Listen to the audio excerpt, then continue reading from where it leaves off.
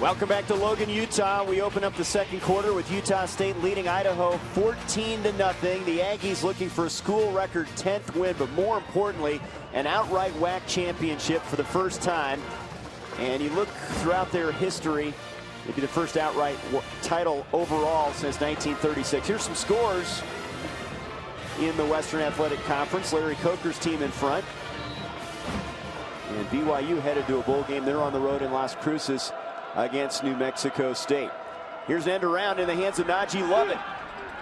And the Aggies read that well, and a 1-yard pickup, and that's it, as Cameron Sanders there on the tackle. Well, like I said, on this defense, you will not be effective going east and west. You have to find a seam and go north and south. There's definitely too much speed on the Utah State defense in order to get on the edges.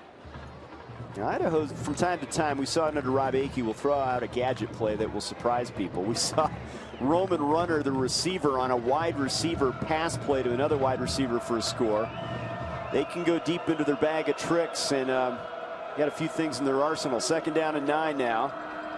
Davis underneath, incomplete, through the hands of the tight end Michael Legrone, and it's 3rd down. Legrone should have caught that ball. You're looking at the Utah State defense. They kind of adjust a little thing. And look at Taylor Davis. He reads and goes through his progressions, sees the man he wants. Easy catch. Got to make that catch. You got to help your quarterback out when he puts the ball in your hands. There's Fackrell, the guy you mentioned. Gary Anderson says his outside linebacker should get freshman All-America recognition. Redshirt freshman out of Mesa, Arizona. He was a stud at Mesa High School as well, so this kid definitely knows how to play. 3rd and 9.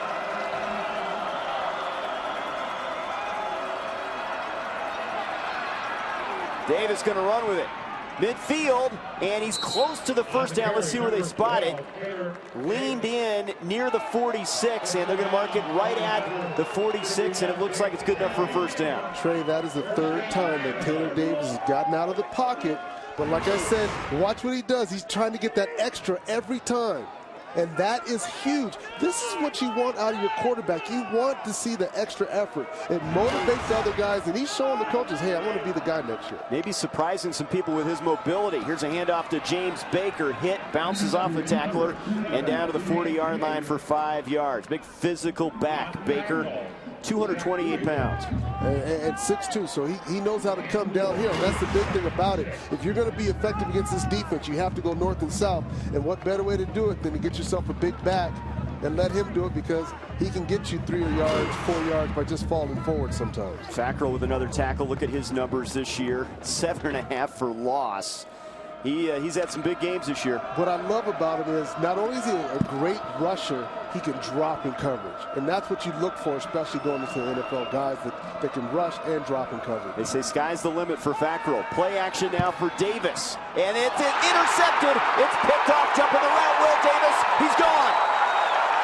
Davis to the house, 20-0 Aggies.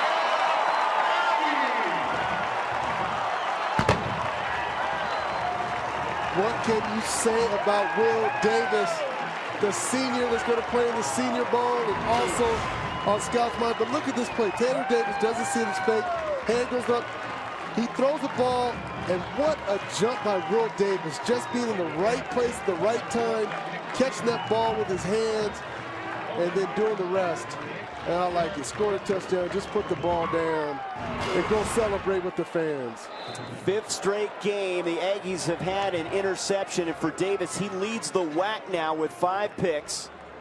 Headed to the Senior Bowl, maybe a next level guy. Davis, and makes it 20-0. The extra point, 21-0 Aggies. Special player, the senior on Senior Day. Steps in front of the pass intended for Jari Level and takes it the distance. 21-0 Utah State. His 5th interception. He has a pick in each of the last 5 games. Takes it 59 yards for a score. Jumping the route here. Yeah, and you can see right there, Taylor Davis doesn't see him breaking up on the play. He thinks he has space. Will Davis just does the rest. Interceptions are nice. I look more of his 16 pass breakups, because that's when you can really tell. As a DB, you're taught if you get an interception, it's one of two things. You've made a great jump, or it's a bad thrown ball. Because if the quarterback's doing his job, he's either going to throw it to where his receiver can catch it or it's incomplete. 21-0. The Aggies D has stepped up. And that should not be a surprise. One of the top defenses in college football. Ben Trude's kick is a touchback as Lovett takes a knee. And they'll bring it out to the 25-yard line. But Davis, a special player. You know, he had a huge interception last week. The first interception thrown by Colby Cameron, it stopped his NCAA record streak of passes without a pick. And he turned him back last week, so he's stepped it up. Well, and when you look at his size, he's 6 feet 185, and the NFL is so full of big receivers. Now, when I played, they weren't as tall as they are now. You got guys like Calvin Johnson, 6'5", and so DBs are getting taller, a little bit more lankier, and a little faster. So 3 interceptions turned into 21 points by Utah State as Davis will hand it off on this Vandals possession. Ryan Bass up to the 30-yard line for 5 yards. A Fili Moyatu pick, a B.J. Larson pick, and then a Davis pick. Brian Sweet, the safety on that last tackle. Right, but each one of these picks that Taylor Davis has thrown, it isn't like he was staring a guy down or something. It just was great plays by the defense, jumping on something that looked like it was open. So Taylor Davis needs to continue to stick with his reads. He's making the correct reads, but the defense is just being in better spots. From the 30-yard line, handoff, Bass, and he's close to a first down, running hard off the left side. Larson on the tackle. Let's talk a little bit more about this Aggies defense. 7th at the FBS level in sacks. They now have 12 interceptions. And not surprising, near the top of the charts in the WAC in most every category. Exactly, and this is why they're playing today to be the outright WAC champions. As an overall unit, offensively, defensively, and special teams, they played sound all season long. You could argue the best D in school history. They also have 16. I'm sorry, the 16th in the nation in 3 and outs, which is a stat that can help out your offense immeasurably. There's a short gain, second down coming up after that carry by Bass. And think about Bobby Wagner, who was the 2nd-round pick last year of the Seattle Seahawks. He's a starting inside linebacker right now for the Seahawks. He was on this defense last year. And this defense this year is better than that defense last year with him. Amazing. He was a man-child at linebacker. Completely. And the same thing with Robert Turbin with what he's done, and look at what Kerwin Williams has stepped in and done. Let's look at Fili Moyatu. He's been their leader at that linebacking position. Here's a handoff to Bass, and he has a seam midfield. Ryan Bass to the 40, and he's inside the 35-yard line. Tackle made by Glover Wright. Bass with a good game on the ground, the senior from Corona, California. Watch Bass stick his foot in the ground. Boom, right there. It just makes a move and it's gone up the field. I mentioned it before. The only way you can be effective against this defense is to go north and south. He'll come off now. Baker back on. First down from the 31. Davis to throw it. Lovett the catch. A short gain. He's out of bounds at the 29. 2-yard pickup. Because when you play against a defense as stout as this, the only way you can beat them is you have to find his team and gash them. And that's exactly what they did. And I like what they just did there, too. Go a little no huddle. Pick up the tempo. Do some things differently to help your offense out. I'd like to see on this play call right now, it'd be really nice, the situation they've been doing, a nice play-action pass. You got a wide field to right, see if Taylor Davis can get something out there. 2nd and 8. It's Baker straight ahead between the tackles down to the 23.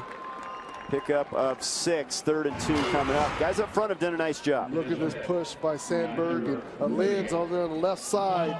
Just getting, I call it the giddy up and go. Just get up and go. You get behind those big boys, let them push ahead and see what you can get. Now they're back at 3rd and short again, which is very manageable for this team. Now this team only 28% on 3rd downs this season. But very manageable here, 3rd and 1. It's Baker. Straight ahead, he's got it. Down to the 18-yard line. Baker will be back. He's a junior this year. This is a statement drive, I think, right now. Especially when you look at what's transpired. Good, tough, hard-nosed run again to get the first down, to show Utah State that you're willing to go blow for blow with them.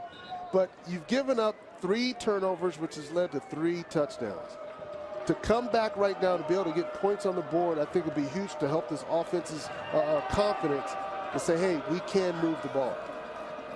First down, Baker again. Fackrell jumping on his back and knocking him down after a 3-yard gain down to the 17. You know, and Jason Gesser's looking for the character building things. You know, he says, look, I dealt with adversity as a player, as a quarterback at Washington State. I can deal with it as a coach. I understand sometimes it's the battles inside the big games that mean something. He's looking for things like that. And this is exactly what you look at. You look at what Taylor Davis, yeah, he threw 3 interceptions so far. But look at all the plus things he did by running and getting extra yards for the first down. Bass, how he's running the ball. These are the things you look at. And Baker stumbles on this one, and he's dropped for a loss back to the 20-yard line. Looked like he would have some room off the left side. Dropped on the play by A.J. Pataiali'i. Yeah, that's when you got the grass sniper that came up and got him right there. That toe caught. And that's the hard part with turf. That can happen. Grass, it doesn't happen as much as it does in turf. 3rd and 11 now. But here's what's huge. The way that they keep running the ball, that's going to set up the play-action pass, which will help Taylor Davis more. This defense is too good for Taylor Davis to sit back and try to just rip it through. You got to make him think about some things before you start to throw. 12 touchdowns in the red zone this year. They're going to run option, little shovel pass, and that didn't work. Nothing doing, tried to shuttle it ahead to Parkins, and that was Jordan Nielsen that shut it down. Jordan Nielsen doing a good job reading that, scraping it. When he sees the guard lead from in front of him, when he sees that as a defender, all he does is stay on the back. He runs with him and makes a good play. Look at Nielsen. They're excited about the redshirt freshman. They're going to attempt a field goal now with Trey Farquhar, one of the nation's best, from 37 yards. Knocks it through there. The senior from Redlands, California, they believe he'll have a shot at the next level. Their punter and kicker have been so good for it seemingly forever at Idaho. One of the bright spots for this program. Farquhar gets the Vandals on the board in their season finale. 21-3 Aggies. You're looking at one of the nation's best kickers, Trey Farquhar. He just converted from 38 yards. He's the NCAA active career leader in 50-plus yard field goals, 9 in his career. There you see the numbers this year. He's already hit a 55-yarder. They say he can easily make it from 59 or 60 here in the high altitude. Right, and they said last week he kicked a 60-yarder and missed it by a foot. So I think he would get that grace here. He will definitely get a look at the next level. Farquhar's kick here, short of the goal line. At the 1-yard line, it's Chuck Jacobs across the 30, and a nice return out to the 34-yard line. Willis on the tackle for Idaho. So a comfortable 21-3 lead for the Aggies. 3 interceptions, setting up 3 touchdowns. Nice return here. Right, he saw something that was supposed to go to the right, and then he saw opening, and he almost got that same. He has very deceptive speed the way Jacobs runs. It doesn't look like he's moving, and then all of a sudden he's by you. Chucky Keaton with a big game last week, arguably the best of his career in the overtime win against Louisiana Tech. At the controls here to the sideline, it's Austin. 40, first down, and he's out to the 48-yard line. Matt Austin on a sideline pattern. Great story. Number 4 has battled back after a pair of season-ending knee injuries. Good play by Matt Austin. That was a bubble screen. They had the numbers, and whenever you have the numbers in the bubble screen, you're going to see a nice long game like we saw there. Now they'll hurry up to the line of scrimmage here. Quick snap from the 47. Williams reversing his field, gets a block. Trying to get to the outside, and he's cut down. Nice open field tackle by Solomon Dixon as he tried to take it the other way. Vandals were ready. Kerwin spun on a dime. Watch this. He spins on a dime. Whoop. Nothing there. Cuts it back. But even a better play by Solomon Dixon, knowing that if he gets outside of him, it's over. He does a good job. That's one of the toughest tackles as a DB, to come up and support an open field like that, knowing that if you miss, nobody else is out there. Dixon, one of the few guys that can run him down. He's a 400-meter state champ out of Hawaii. Pass to the sideline, Jacobs, and a short gain back to near the original line of scrimmage at the 46.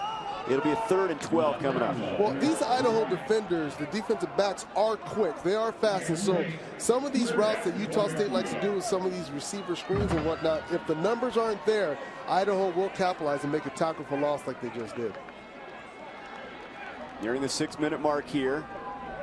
3rd and 12 for the Aggies. They'll go 3 receivers this time. Keaton looking downfield. Catch made by Jacobs, and the extra effort gets him a first down. Caught it 2 yards in front of the first down marker. Carried the tackler to the 41. They move the chains. What an elusive move by Jacobs. He had Grimes on him. As he caught the ball, watch as he catches this ball. He's going to start towards the left of the screen just to set Grimes up to make him think he's going that way, and spins hard. And because of that, he was able to get that first down. He had 4 catches, 82 yards at Louisiana Tech last week. First down from the 40 now. Keaton play action. Pressure coming backside. He's hit. He escapes Mayoa for the moment. Resets and fires. It's intercepted. Picked off by Dixon, and he's down at the 34-yard line. And a pass that you don't see Keaton make very often. After he escaped the pressure, it may have rattled a little bit on that one. Well, he was trying to get that ball, I believe, to Travis Reynolds, which is wide open down the seam. But what you see in the pressure by Moya, he doesn't allow him to set his feet to get that ball out. So now Reynolds is trying to come back. He waves it, but right there, nice pass breakup by Dixon to come up there. 2 big plays he just made, getting Kerr Williams on the run and now getting the turnover. 3rd interception of the year for the Honolulu native. Just a redshirt freshman. And Keaton talking this one over. A couple picks here for Chucky. And the Vandals now have the football with a chance to score here before the break. Handoff Bass. Bumps it to the outside. He's across the 40 into the 42-yard line. Tackle made by Jake Dowdy. It'll be a 2nd and short coming up. The one thing they say about Idaho is how physical style of play. When you play them, it's not a walk in the park. Well, and that's why I say both these teams are similar earlier, because they are both very physical. And that's the thing Coach Anderson had established with Utah State since he got here. And Coach Akey, before he left, that's the same tone he had set as well, to be an aggressive team. 2nd and 2 now for Davis and company. They'll run it again. Straight ahead, Bass hit initially and leans forward for the first down to the 45-yard line. And Fili Moiatu was there. Right, and that's why they've played them tough the past 3 years, because of that physical nature that both teams possessed. And so right now, Coach Gesser is continuing that motto and that mindset that we're going to be as physical, if not more physical, than the opponent we play against. And when you have 2 running backs like Bass and Baker, the size they are, and an offensive line that's still trying to find its way, this is how you do it, by running the ball.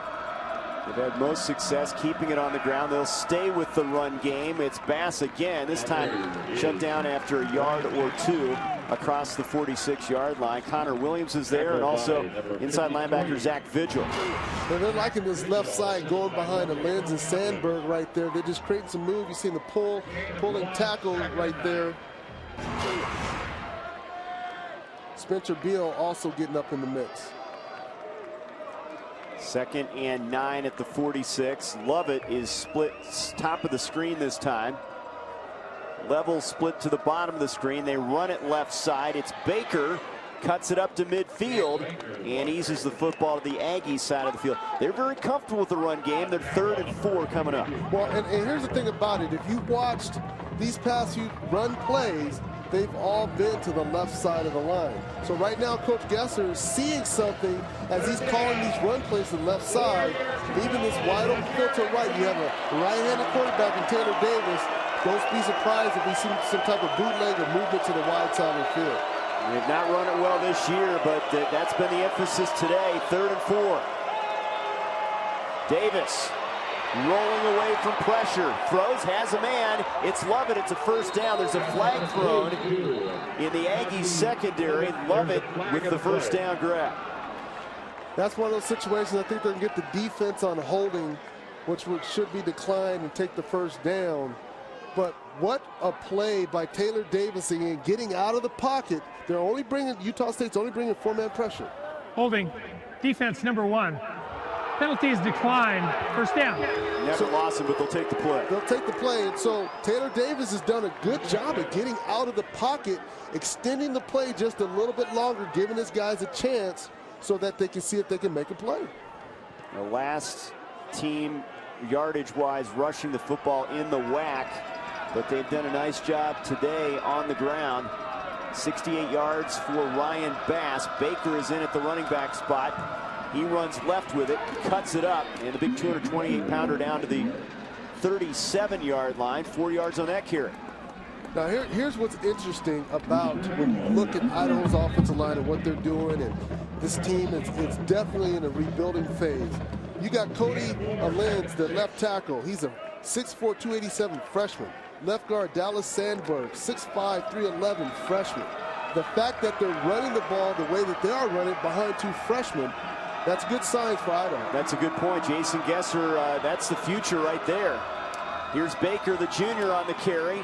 Straight ahead, and that was quite a collision between Baker and Fili Moiatu. And he goes down, and also in on the play, Vigil was there. Right. And watch Fackrell as he's coming from behind as well. Listen to this. That's some contact. Baker, he's not lighting the shorts there. Like I said, 6'2", 228. So when he comes and lays his shoulder in there, he's definitely laying his shoulder in there. 3rd and 1 now. Just shy of the 31 for the Vandals. Here in the 2-minute mark.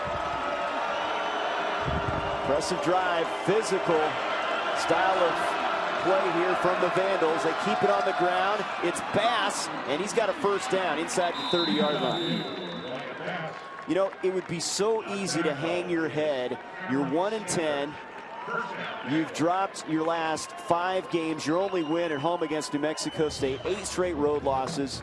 Nothing to play for, but there's a lot of pride out there. You got to say something for these guys. You know, I always had the frame of mind. I've been on some good teams and some bad teams, and when I played with the Cardinals and we were losing, you got to have some self-pride. Doesn't matter who you step out there. Every game's a new game, and that's the attitude I see out of Idaho right now. That's what they've done. You see what they've struggled with on the road. Here they are on first down now. Davis in some trouble. Escapes one man, not the second. He goes down at the 36-yard line. That was great pursuit initially, and finally the tackle was made by Kyler Fackrell. Taylor Davis has to put that ball away a little bit. Watches the pressure, comes from the middle. He doesn't have a chance to set his feet. Right there, you got to put that ball away a little bit more, but Taylor Davis did all he could to get out of bounds or get out. Oh, fortunately, he fell on top of the ball, and he has his teammate there to help him out. But this offensive line, I'm looking at it as well. The right guard starting in there right now, Spencer Bill, 6'5", 319. He's a sophomore. So you're talking about young guys right now getting some time. 2nd and 17 after the Fackrell sack. Here's Bass for a couple yards down to the 32. 3rd and long coming up now. That was Tavares McMillan, sophomore from Miami, on the tackle, their inside linebacker. So let's really look at what Idaho has been trying to do when you look at this offensive line and what they're trying to get done. You got a freshman left tackle, freshman left guard, a sophomore center, a sophomore right guard, and then you go with a junior right tackle. They have run it 27 times today. They've only put it in the air 14. 3rd and 13 here. Here's Bass following blockers inside the 30, and that will not get them in position to even come close to a first down. They'll bring Farquhar out there. Right, and that's why I bring this up, because when you do have a young offensive line, sometimes the best thing you can do for them to help them out is run the ball, because we see what's happened in the passing situation. So coming back, we'll see how this defense is going to be able to get a 3 and out. Timeout, field goal coming up. With his rushing attack on this drive, setting up a chance for points before the break. Trey Farquhar is converted from 38 yards. This will be a 46-yarder for the 4-year starter. One of the nation's best.